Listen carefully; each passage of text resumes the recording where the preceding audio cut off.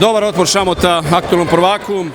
Gotovo 90% utakmice igrali su mlađi, što je bila želja u play-offu. Bojan Tomić, kako ste vidjeli večerašnji meč? Dobro, kao što smo najavili, mi smo i kao što je publika vidjeli, igrali smo znatno oslabljenom sastavom. Mislim da je ova duga sezona uzela danak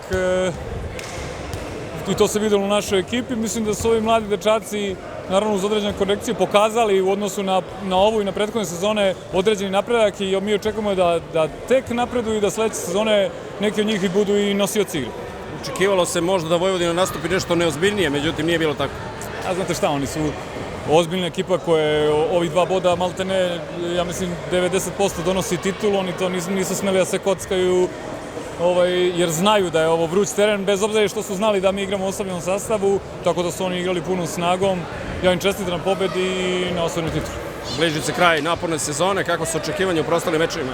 Pa mi smo tu da probamo da napravimo što bolji rezultat i da što više ove mlade dečake igramo. Videli ste danas ušao je i Lukić, to je jedno novo ime i ima plejada tih dečaka iz drugog tima koji dolaze, znači do kraja sezone neće nam biti prioritet da prikupimo što više bodova, nego da što više igrača stekne iskustvo u igranju u superligaškom društvu, što je privilegija i za njih same, a sami ti dobiju jedno iskustvo koje će im dosta značiti u sledećim sezonama.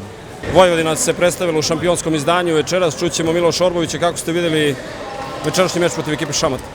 Pa prvo bih čestitao ekipi Šamota na fer i korektnoj igri i hoću samo da napomenem još da je uvek ovde prelepo igrati u ovakvom ambijentu.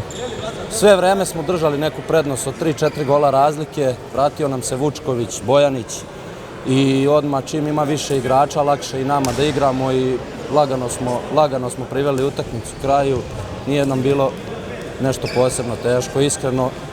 Da napomenem još da i ekipi Šamota fale dva najbolja igrača i da nam je to isto dodatno olakšalo posao.